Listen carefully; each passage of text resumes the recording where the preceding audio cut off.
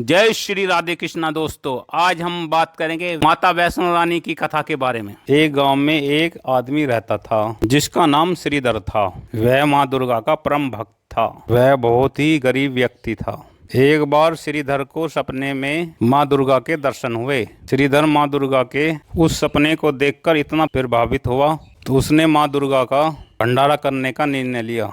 लेकिन गरीब होने के कारण वह मोहल्ले के लोगों को भंडारा कराने में असमर्थ था। एक दिन श्रीधर ने शुभ मुहूर्त देखकर देवी का भंडारा करने का निर्णय लिया। आस पड़ोस के गांव वालों को निमंत्रण देके आ गया। जैसे जैसे दिन बीतने लगे वह भिक्षा मांगने जाता और भंडारे के लिए सामान इकट्ठा करना शुरू किया। लेकिन जितने भोजन की आवश्यकता थी उतना राशन नहीं जुटा पाया था। इस तरह दिन बीतते गए और भंडारे का दिन आ गया।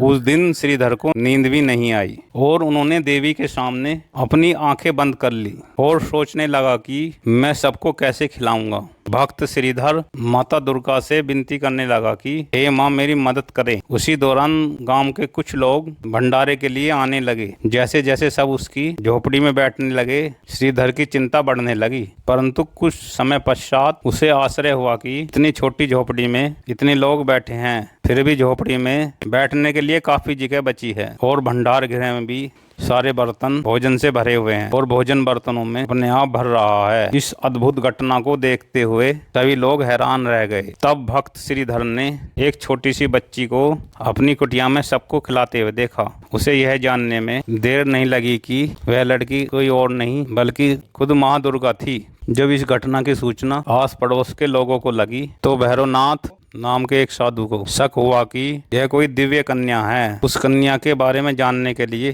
वह साधु कन्या का पीछा करने लगा। भैरव को देख देवी तेजी से भागने लगी। भैरवनाथ भी उनका पीछा करने लगा। तब देवी कन्या वायु रूप में बदलकर त्रिकुटा पर्वत की ओर उड़ चली।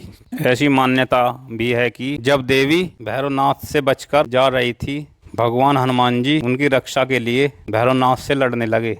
तभी पवन पुत्र हनुमान को प्यास लगी तो माता से आग्रह करने पर माता ने धनुष द्वारा पहाड़ पर बाण चलाकर जल प्रकट किया और उसी जल से अपने केश धोए। इसलिए उसे बाण गंगा भी कहते हैं। जब देवी भागते भागते थक गई तो एक स्थान पर रुककर पीछे मुड़कर भैरवनाथ को देखने लगी। उसी स्थान पर माँ दुर्गा चरणों के निशान बन गए। इस स्थान को चरण पादुका नाम से पूजा जाता है। कन्या रूपी माता ने भैरवनाथ को समझाने की कोशिश की। जब वह नहीं माना, माता उससे बचने के लिए उसी पर्वत की गुफा में जाकर छिप गई। इस गुफा में देवी दुर्गा 9 मास तक छुपी रही। इस गुफा के बाहर हनुमान जी ने 9 महीने तक पहरा दिया और देवी की रक्षा की। जब भैरवनाथ ने कन्या का पीछा नहीं छोड़ा तो एक साधु वहां से गुजर रहे थे।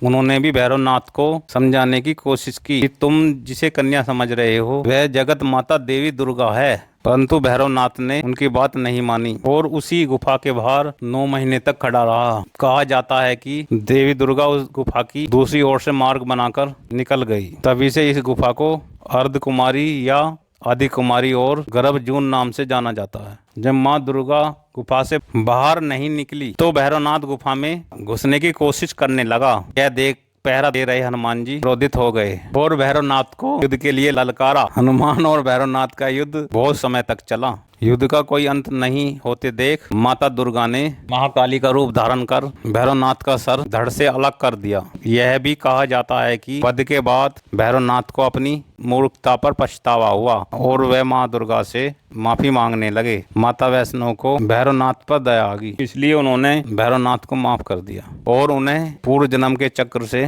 मुक्ति प्रदान की। इसके साथ ही भैरवनाथ को वरदान दिया कि कोई भी भक्त जो मेरे दर्शन के लिए आता है, जब वह तुम्हारे भी दर्शन करेगा तो उसे मेरे दर्शन का फल मिलेगा। माता वैष्णो रानी के दर्शन करने से सर्व मनोकामना पूर्ण होती है। जिसके बाद श्रीधर ने माता रानी का भव्य मंदिर बनवाया। तब से माता वैष्णो रानी को पूजा जाता है।